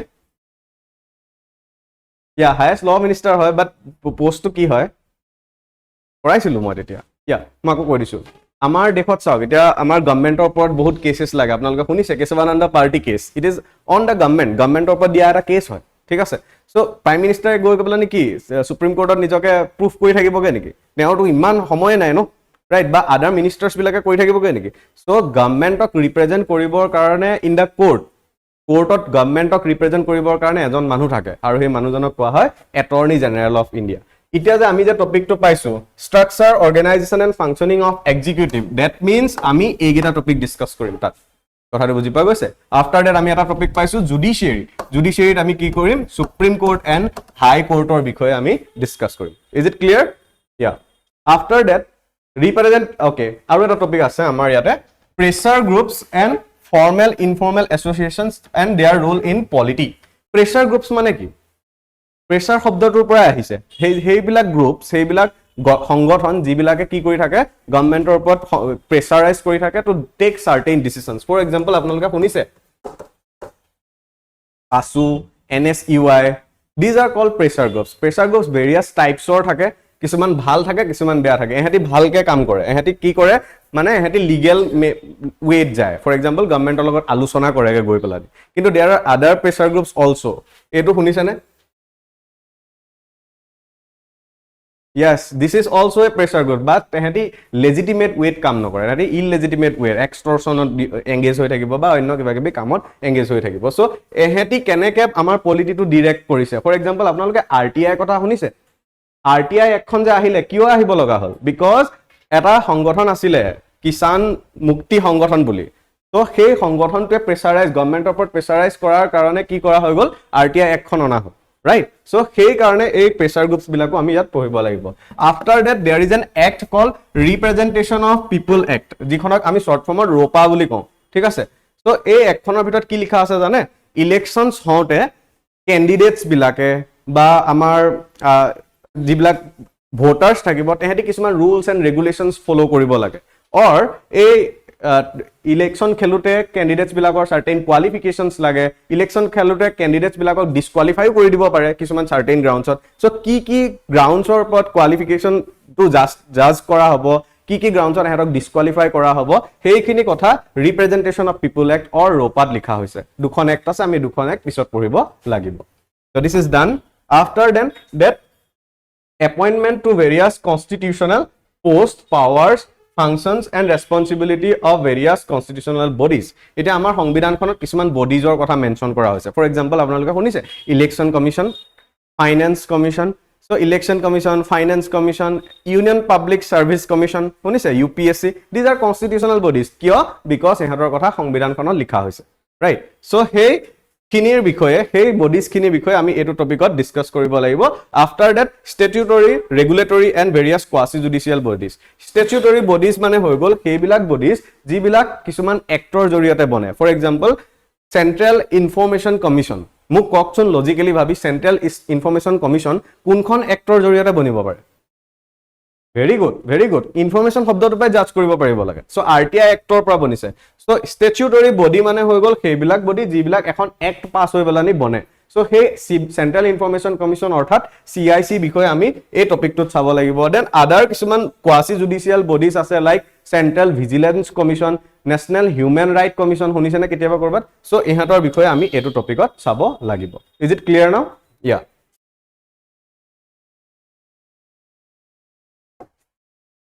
After that,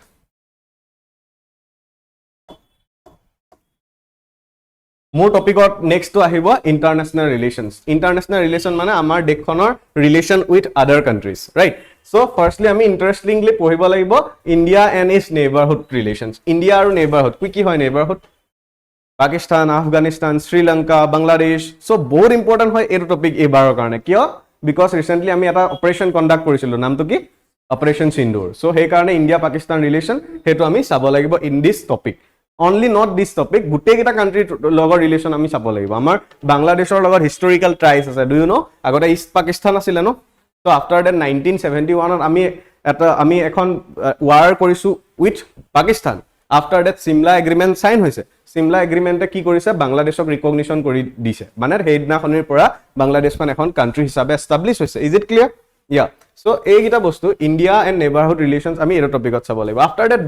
বাইলেটাৰেল ৰিলেশন বাইলেটাৰেল শব্দটোৰ অৰ্থ হৈ গল এখন দেশৰ লগত অন্য এখন দেশত মানে দুখন দেশৰ ৰিলেশন বাইলেটাৰেল দুখন ঠিক আছে ফৰ এক্সাম্পল ইয়াত আমি চাব লাগিব India US relation India Israel relation India Iran relation মই বেসিক্যালি কিয় ইজৰাইল আৰু ইৰানৰ কথা কৈছো আজি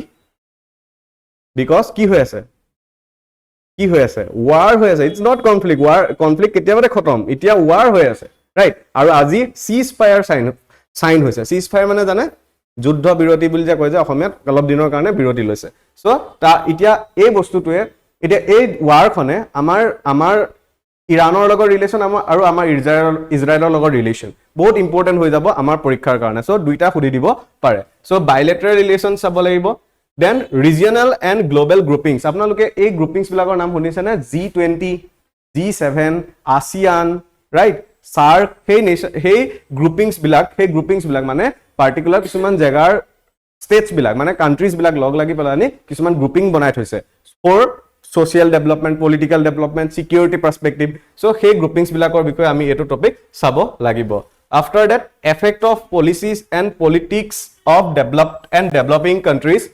on India's interest itia Indian interest itia kotha hoy gol je USA suppose USA eta policy loise je ami electronics or upor 30% tariff logai dim so India upor olop impact poribon na definitely poribo yat hetue kotha koa hoise je USA kiba eta decision loise hetu impact India uporot ki বা আপোনালোকে জানে recently USA পাকিস্তানৰ যিজন army general আছিল হেজনে গৈ পেলানি lunch কৰি আহিছে তো সেই এক্টিভিটিটোৱে কি দেখাইছে USA ক্লোজনেস টুৱাৰ্ডছ দা পাকিস্তান ৰাইট সো সেই পলিচিটো USA সেই পলিচিটোৱে আমাৰ দেশখনৰ ওপৰত কি ইম্প্যাক্ট পেলাব হেতু টপিক আমি সেইখিনি বস্তু আমি এনে ধৰণৰ টপিকত চাব লাগিব আফটাৰ দ্যাট ইন্ডিয়ান ডায়াসপৰা কোনোবাই মোক ক'ব পাৰিব ইন্ডিয়ান ডায়াসপৰা মানে কি ওকে হেতু কব নালাগে প্ৰবাসী ভাৰতীয় দিৱস শুনিছে নেকি কৰবাত কেতিয়া পালন কৰা হয় 9 জানুৱাৰী কিয় পালন কৰা হয়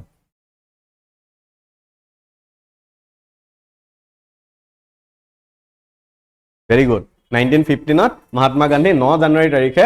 সাউথ আফ্ৰিকাৰ পৰা ঘূৰি আহিছিলে দ্যাট ইজ হোৱাই প্ৰবাসী ভাৰতীয় দিৱস পালন কৰা হয় তো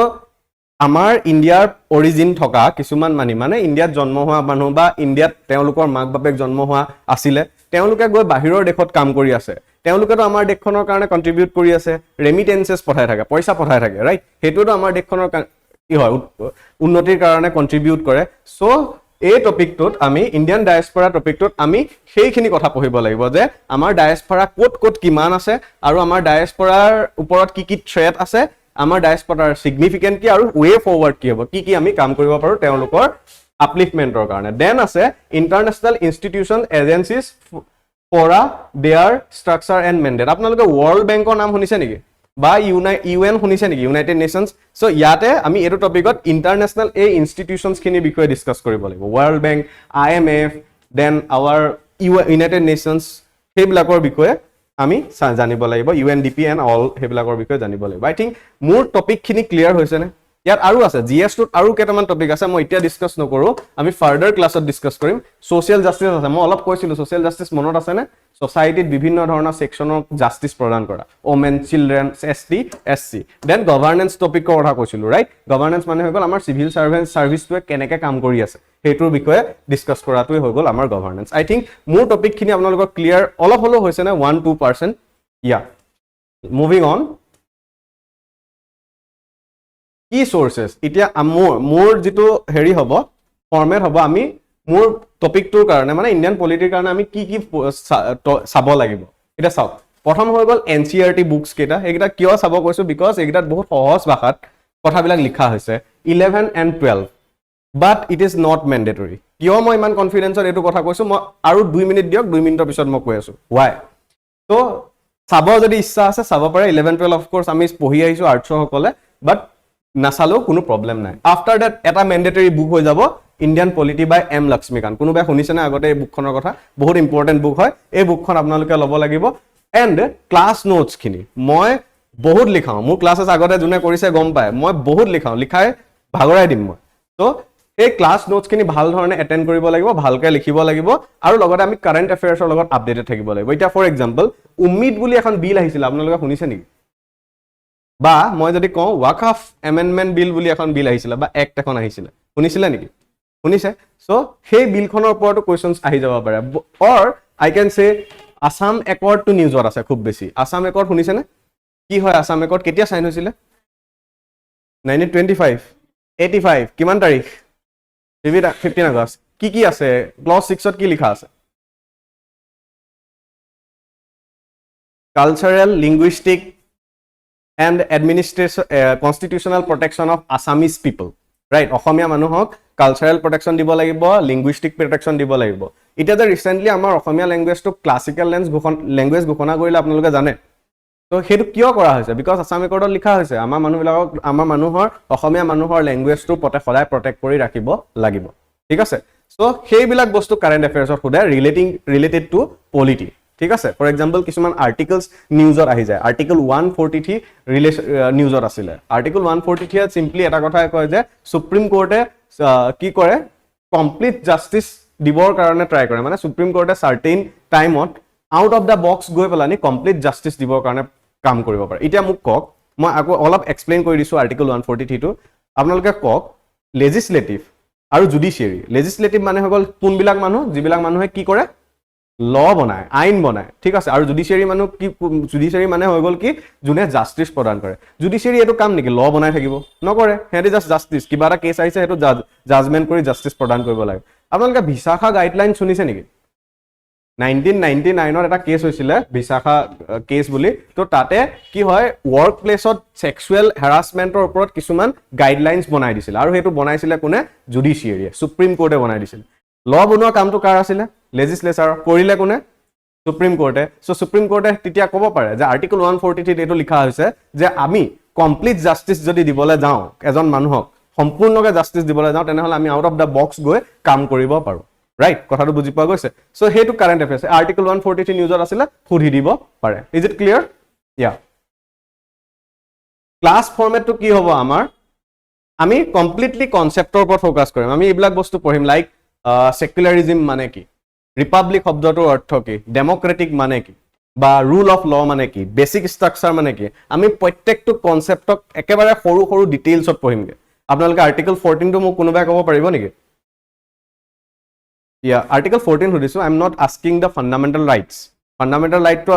equality হয়। তাৰ ভিতৰ Article 14 কি? Equality before law and equal protection of law. Simple meaning আমি simply হেতুকে জানো। তাৰ ভিতৰত আৰু বহুত কথা আছে। Meaning আছে। Equality before law এটা extra meaning, equal protection of law এটা meaning আছে। So সেই concept, সেই সৰু সৰু concepts বিলাকৰ ওপৰত মই বহুত বেছি গুৰুত্ব দিম আপোনালোকক সেইখিনি বস্তু চাব লাগিব।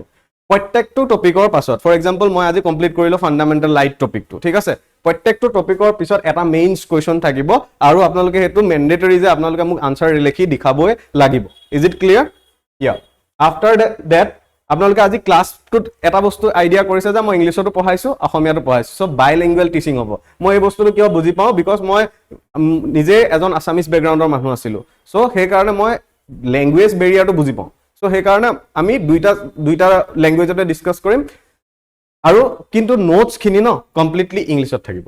ঠিক আছে বাট মই ইয়াতে লিখি দিছো যে নোটছত এটা যদি শব্দ যদি আপোনালোকে বুজি পোৱা নাই ফৰ এক্সাম্পল ৰেষ্ট্ৰেইন শব্দটোৰ অৰ্থ কি মই লিখাম কেতিয়াবা এদিন তো ৰেষ্ট্ৰেইন শব্দটোৰ অৰ্থ কি আপোনালোকে যদি বুজা পোৱা নাই মই সাইডৰ অসমীয়া লিখি দিম ঠিক আছে এটো ডিউটি আপোনালোকৰ হ'ব যে আপোনালোকে মোক কোৱেশ্চন সুধিব স্যাৰ ৰেষ্ট্ৰেইন শব্দটোৰ অৰ্থ কি বুলি ইজ ইট ক্লিয়াৰ ইয়া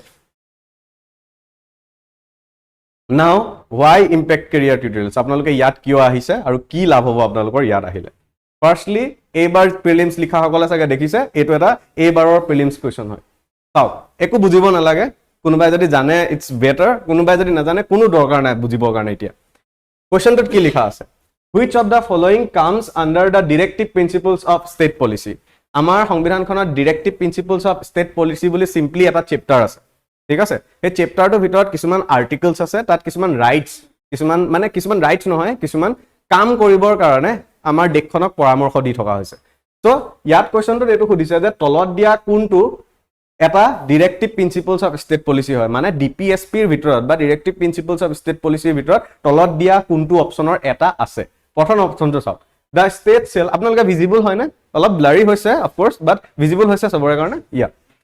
The state shall strive to promote science and technology for the development. State কি কৰিব লাগে science and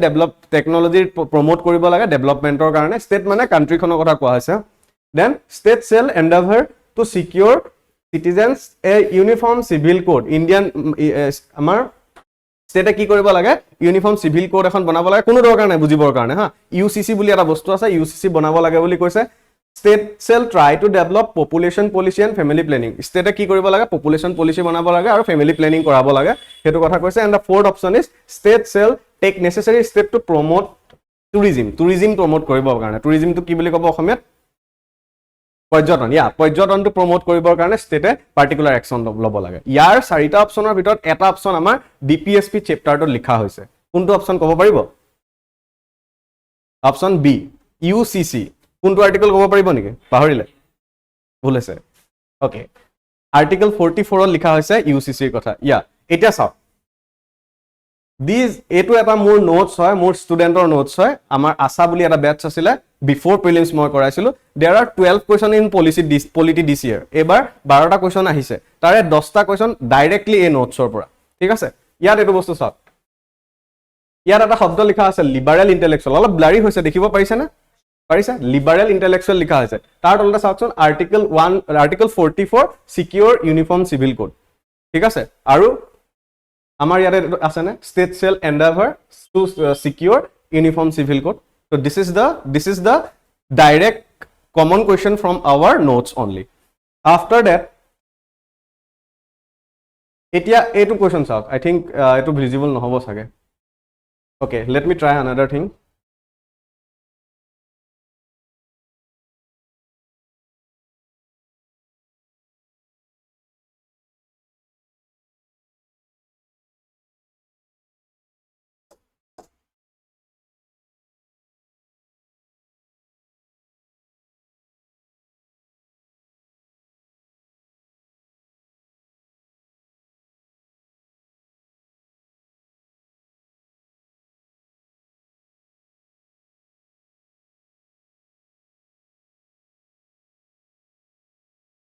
ইয়াত বেছি ভিজিবল হ'ব সো আকৌ এবাৰ দেখাই দিছো বহুত ভালকে আহিছে কাৰণে article 44 secures in uniform civil code এটা ভিজিবল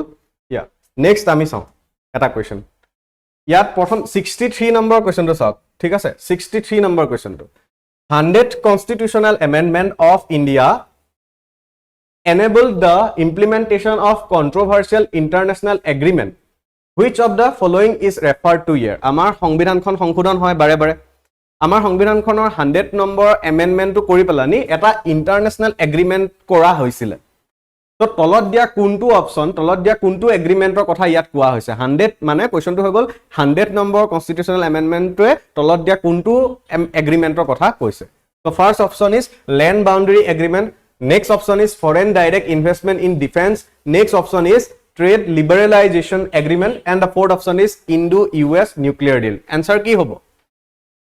answer A হ'ব মানে of course নাজানিলো মই কৈ দিছো যে আমাৰ দেশখনৰ 100th নম্বৰ এমেন্ডমেন্টটো কৰি পেলানি আমাৰ আৰু ভাৰত আৰু বাংলাদেশৰ মাজত এটা এগ্ৰিমেন্ট কৰা হৈছিল ল্যান্ড বাউন্ডাৰী ক্ষেত্ৰত বিকজ ভাৰত আৰু বাংলাদেশৰ মাজত যেটো ল্যান্ড বাউন্ডাৰী হয় ন ইট ইজ পৰাছ হয় কিয় বিকজ ৰিভাৰ ফ্লো হৈ থাকে সো ৰিভাৰ এখন যদি এদিন এনেকে ফ্লো হয় সদায় এনেকে ফ্লো হৈ থাকিব নি কেতিয়াবা এনেকে ফ্লো হৈ যাব সো মাটিবিলাক সামটাইমস ভাৰতৰ হাতত গুচি যায় সামটাইমস কাৰ হাতত গুচি যায় বাংলাদেশৰ হাতত গুচি যায় সো এই প্ৰবলেমটো সলভ কৰিবৰ কাৰণে এই ল্যান্ড বাউন্ডাৰী এগ্ৰিমেন্টটো কৰা হৈছিল সো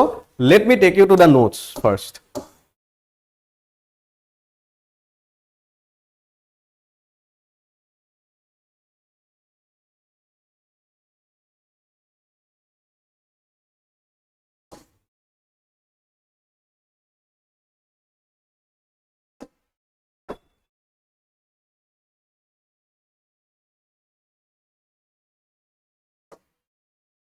এক সেকেন্ড হা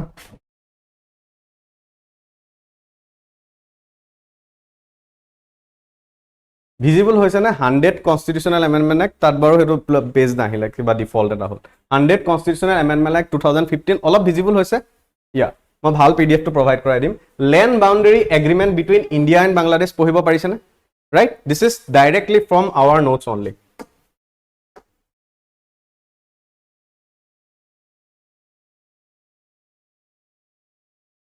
ইয়াৰো চাই লওক অলপ দেৰি লাগিছে আই থিংক বোৰ্ডখনে প্ৰবলেম কৰিছে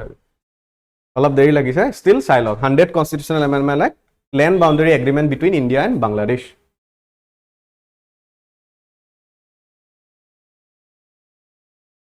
বোৰ্ডখনৰ ডিফল্ট আছে আজি আফটাৰ ডেট এইটো চাওক মই আপোনালোকক ক্লাছত কি কৰাওঁ যেতিয়া মই ডিসকাস কৰো ন আফটাৰ সাৰ্টেইন টপিকস মই PYQs কৰাওঁ PYQ কৰাওঁ UPSC PYQ কৰাওঁ not APSC হা UPSC so it is directly a PYQ হয় ইয়াত কোৱেশ্চনটো কি কৈছে চাওক the Supreme Court of India has placed the right to privacy under which of the following articles of the Constitution of India Article 15 16 19 নে 21 Supreme Court right to privacy মানে এজন মানুহৰ ব্যক্তিগত জীৱনটোৰ এটা অধিকাৰ সেই অধিকাৰটোক ফান্ডামেন্টাল ৰাইটছৰ ভিতৰত প্লেস কৰা হৈছে তলত দিয়া কোনটো আৰ্টিকলৰ ভিতৰত আৰ্টিকলত প্লেস কৰা হৈছে the answer is Article 21 কোনোবাই ক'ব পাৰিব Article 21 মানে কি আছিল right to life and personal liberty so let me take you to the notes only so this is Article 21 দেখা পোৱা গৈছে Article 21 ৰ এই বস্তুটো চাওক right to privacy directly আৰু মই ইয়াত কেছটো মেনশন কৰি থৈছো কেছ পট্টস্বামী কেছ 2017 বহুত ৰিসেন্ট হয় আৰু এটো এটা PYQ হয় in 2019 UPSC union public service কমিশনৰ PYQ হয় right to marry fundamental rights হয় না নহয় এজন মানুহে কোনোবা এজন মানুহক বিয়া পাতিব পৰাটো কিয় সুধিছো because it is also a PYQ UPSC সুধিছে and this আকৌ যদি আপোনালোকে কেতিয়াবা এক্সামত লগো পায় right to marry fundamental right হয় না নহয় under which article none other than Article 21 is it clear yeah next sound আৰু আছে যদি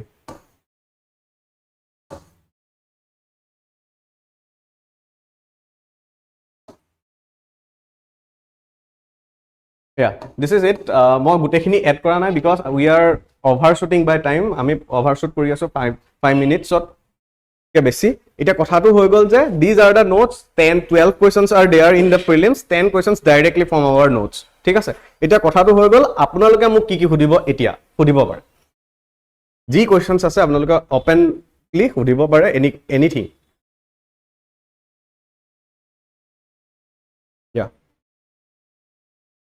অ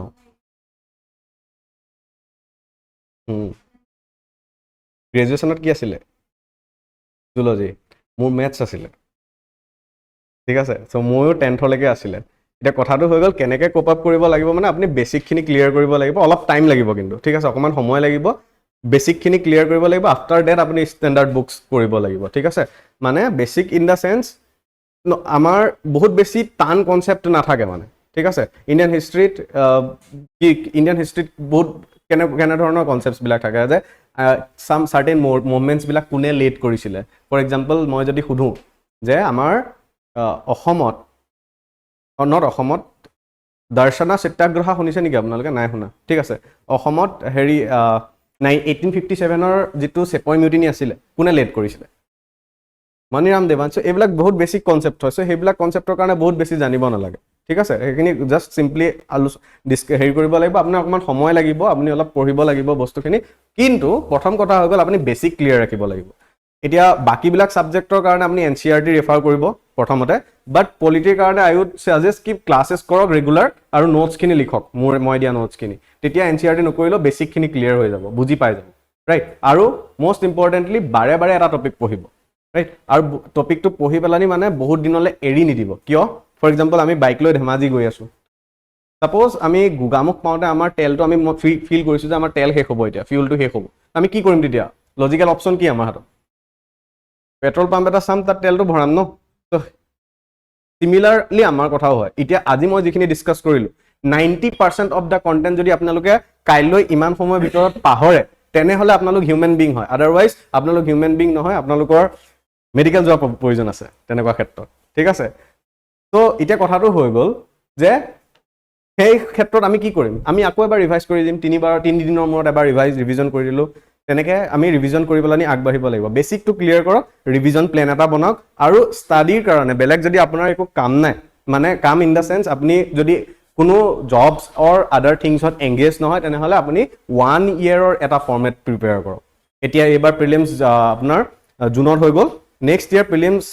মে' মানত হ'বগৈ বা এপ্ৰিল হ'বগৈ কিয় বিকজ ফেব্ৰুৱাৰী মানত আমাৰ ষ্টেট লেজিসলেটিভ এছেম্বলি ইলেকশ্যনছ আছে তাৰ পিছতহে আমাৰ প্ৰিলিমছটো হ'ব ঠিক আছে চ' সেই এক বছৰৰ প্লেনটো বনাওক ঠিক আছে এতিয়া প্লেনটো কেনেকৈ বনাই মই অকণমান হিণ্ট দি দিছোঁ ইন জেনেৰেলি কি কৰিব লাগে 3 months বিফ'ৰ প্ৰিলিমছ মানে ছাপ'জ আমি এটা আইডিয়েল কণ্ডিশ্যন লৈ লৈছোঁ মাৰ্চত আমাৰ প্ৰিলিমছ আমি পঢ়িব ষ্টাৰ্ট কৰিব লাগে জানুৱাৰীৰ পৰা প্ৰিলিমছৰ কাৰণে তাৰ আগৰখিনি আমি কি কৰিব লাগে জানে মেইনছ পঢ়ি নোটছ বনাই চব কুছ ৰেডি কৰি ৰাখিব লাগে যাতে প্ৰিলিমছৰ পাছত মই আকৌ একো হেৰি কৰিব নালাগে ক'তো মানে হাবাথুৰি খাব নালাগে মোৰ হাতত নোটছ প্ৰিপেয়াৰ আছে মই জাষ্ট কাৰেণ্ট এফেয়াৰ্ছখিনি আপডেট কৰিলে হ'ল সেই যে এক বছৰীয়া প্ৰগ্ৰেমটো সেই প্ৰগ্ৰেমটো আপুনি ধুনীয়াকৈ বনাওক টপাৰ্ছ ডিছকাশ্যনছবিলাক চাওকচোন UPSC টপাৰ্ছবিলাক ফৰ এক্সাম্পল ৰিচেণ্ট এইবাৰ কোনে টপ কৰিছে UPSCত শক্তি ডুবে ত' শক্তি ডুবে টপ কৰিছে চ' শক্তি ডুবে কেই নম্বৰ এটেম্প জানে আপোনালোকে 5th এটেম্প হয় 2018ৰ পৰা পৰীক্ষা দি আছে 2025 লৈকে চ' দিছ ইজ কাৰেজ একচুৱেলি এইটো কাৰেজ হয় ত' তেনেধৰণৰ মাইণ্ডছেট এটা প্ৰিপেয়াৰ কৰক আই এম নট ছেইং দে আপোনালোকে বাৰে বাৰে দিয়ক না হা জাষ্ট সেই কাৰেজটো আনক তেখেতে কেনেধৰণৰ ষ্ট্ৰেটেজি ফ'ল' কৰিছিলে সেইটো চাওক কমপ্লিটলি এডপ্ট নকৰিব কিন্তু কাৰণ তেওঁৰ চাৰ্কামষ্টেঞ্চেছ বেলেগ আপোনাৰ বেলেগ না আপুনি যদি ক'ৰবাত এংগেজ হ'বলগীয়াও হৈ যায় দুদিনৰ পিছত চ' আপোনাৰ বেলেগ হ'ব না চ' একৰ্ডিং টু ইউ যেনেধৰণৰ প্লেন হয় সেই প্লেনটো এক্সিকিউট কৰিব লাগে লেকিন কথাটো হৈ গ'ল যে আপুনি বেছিকছখিনি ক্লিয়াৰ কৰক ফাৰ্ষ্ট ৰাইট ইয়া আৰু য়েছ ইয়া ইয়া লাষ্টত দেখুওৱা নোটছ কেইটা ন ইয়া কোনো প্ৰয়োজন নাই মোৰ ক্লাছ কৰাৰ পাছত কোনো প্ৰয়োজন নাই আই কেন চাৰ্টেইনলি চে কনফিডেণ্টলি বিকজ অফ দিছ মই প্ৰুফ দিলোঁ আপোনালোকক লাষ্টত জাষ্ট 3টা কুৱেশ্যনৰ প্ৰুফ দিলোঁ মই বাকীকেইটাও দেখাব পাৰিলোহেঁতেন বাট ছাৰ ৰৈ আছে চাগে আহি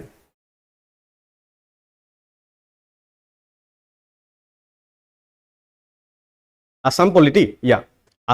আছাম ক্লাছটো একচুৱেলি ছাৰে এক্সট্ৰাকৈ ল'লেহেঁতেন বাট ষ্টিল মই কৈ দিছোঁ আছাম পলিটিত চাওক কণ্টেণ্ট পাবলৈ নাই কিন্তু মাৰ্কেটত ন' কণ্টেণ্ট এভেইলেবল কি কৰিব লাগে আছাম গভৰ্ণমেণ্টৰ ৱেবছাইট আছে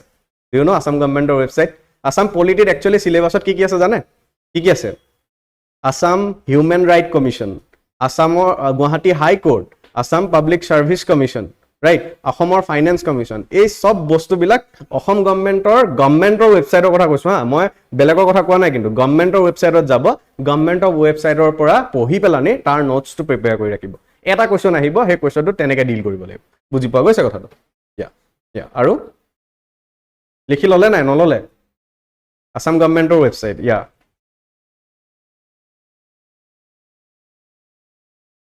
আৰু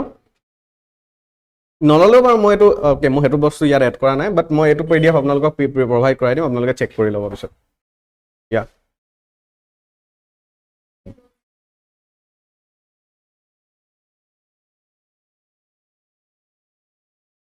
এতিয়া চাওক মানে ক্লাছেছবিলাকটোতো অসমীয়াত পঢ়োৱা হ'ব মই অসমীয়াতে পঢ়াই আছোঁ আজি ন নোটছখিনি মই ইংলিছত লেখাম কিন্তু বহুত চিম্পল ইংলিছত হ'ব এতিয়া আপুনি অকণমান এক্সট্ৰা কাম কৰিব লাগিব সেই কামটো কি হ'ব আপুনি নোটছখিনি ট্ৰান্সলেট কৰিব পাৰিব লাগিব আৰু নোটছ ট্ৰান্সলেট কৰিবৰ কাৰণে বহুত এটা ইজি এপ্লিকেশ্যন আছে বহুত বেছি অথেণ্টিক হয় 99% অথেণ্টিচিটি আপোনালোকে গুগল ট্ৰান্সলেট ইউজ কৰি পাইছে তাত 100% মানে তাত বহুত ভুলকৈ আহে সেইবিলাক নাচাব এটা এপ্লিকেশ্যন আছে ডেট ইজ কল্ড ভাচিনি গভৰ্ণমেণ্ট অফ ইণ্ডিয়াৰ এটা এপ্লিকেশ্যন হয় সেইটো খুব এক্সটেনচিভলি ইউজ কৰিব ফৰ এক্সাম্পল এইবিলাকতো পাৰিব ইন অফ ফ্ৰম দা সেইবিলাক শব্দটো পাৰি যাব অসমীয়াত লিখিব কিন্তু আপোনালোকে এটা শব্দ নোৱাৰিব ফৰ এক্সাম্পল সভাৰিনিটি শব্দটো সেইটো ছাপ'জ নাই পৰা সেইটো জাষ্ট তাত গৈ টাইপ কৰি দিব অৰ্থটো আহি যাব অৰ্থটো কি বুলি আহিব অসমীয়াত সাৰ্বভৌমত্ব বুলি ইজ ইট ক্লিয়াৰ বুজি পোৱা গৈছে কথাটো ইয়া হাচিনি অ'কে মই লিখি দিছোঁ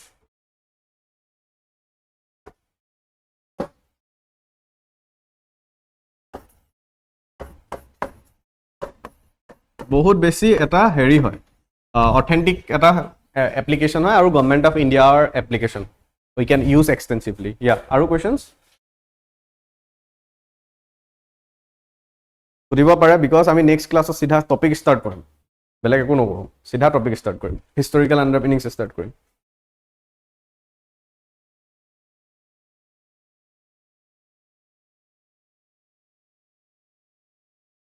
সুধিবনে হৈ যাব ইয়া ইয়া পাৰ্চনেল আই থিংক অফ কৰি ল'ব লাগিব নেকি অ'কে মই অফ কৰি লৈছোঁ বিকজ এইটো ইউটিউব